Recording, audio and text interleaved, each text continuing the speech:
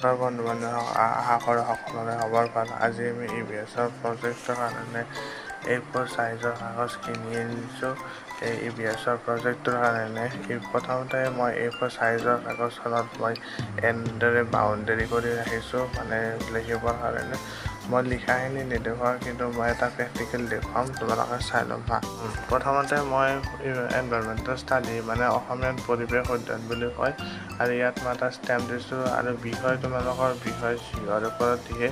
মই এইটো গোলকীয়তা, আমাৰ পৰিৱেশৰ অধ্যয়নৰ গোলকীয়তাৰ ওপৰত দিছোঁ, যিটো মই এটা পিকচাৰ হিচাপে দিছোঁ। ইয়াত পিকচাৰ DTP কৰি দি দিছোঁ। DTP কেনেদৰে কৰিব লাগে তাৰ ওপৰত যদি ভিডিঅ' লাগে মই নিশ্চয় দিম, প্লিজ কমেণ্ট কৰি জনালে হ'ল।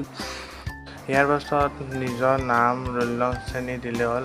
এইটো ইমান এটা চিম্পুল, আৰু ইয়াৰ দৰে চিম্পুল বহুকেইটা আছে। যদি ভাল বেলেগ ধৰণৰ লাগে প্লিজ কমেণ্ট কৰি জনাব। ইয়াৰ পাছত মই লিখিছোঁ ধুনীয়াকৈ সূচীপত্ৰ। ইয়াত বিভিন্ন ধৰণে বিভিন্ন ডিজাইন কৰিব পাৰে, ইফালে। প্ৰথমতে যিহেতু মই জলবায়ু পৰিৱৰ্তনৰ ওপৰত বিষয় লিখিছোঁ, সেইবাবে মই প্ৰথমতে আৰম্ভণি দিছোঁ। তাৰপিছত জলবায়ু পৰিৱৰ্তনৰ কাৰণ বহুতেই বেলেগ ধৰণৰ প্ৰস্তুতি কৰে। মই ইয়াত গ্ৰীণ হাউচৰ প্ৰভাৱ, মহাসাগৰৰ প্ৰভাৱ, এনেধৰণৰ বিষয়ৰ ওপৰত দিছোঁ। আৰু বহুতে বিভিন্ন ধৰণৰ বিষয়ৰ ওপৰত দিব পাৰে, তাক লৈ কোনো অসুবিধা নাই, সকলো দিব পাৰে। আৰু জলবায়ু পৰিৱৰ্তন বিধ্বংসী প্ৰভাৱ, মানে ইয়াত আমি কেনেধৰণৰ জলবায়ু কেনেধৰণে পৰিৱৰ্তন হয় তাৰ ওপৰত দিয়া আছে।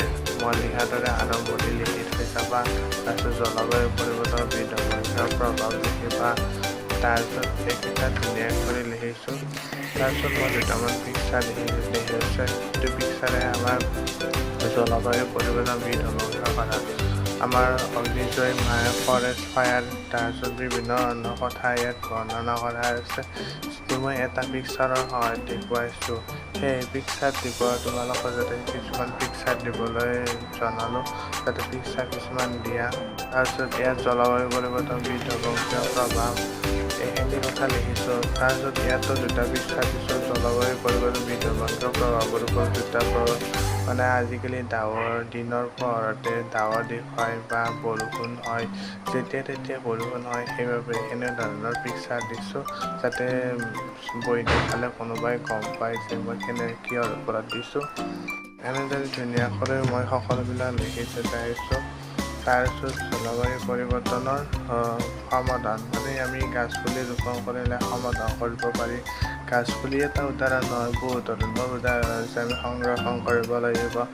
ইমান কথা নিদিহেনে মই এটা পিকচাৰৰ সহায়ত জলবায়ু পৰিৱৰ্তন সমাধান দিছোঁ, আৰু শেষত যে মই সামৰণি দিহেনে জলবায়ু পৰিৱৰ্তনৰ এইটো মই সামৰণি কৰিছোঁ। আৰু এনেধৰণৰ আৰু এটা মই ভিডিঅ' দি আছোঁ, প্লিজ চাই প্লিজ কমেণ্ট কৰিবা। এইটো ভিডিঅ'টো যাতে কমেণ্ট কৰে সকলোৱে।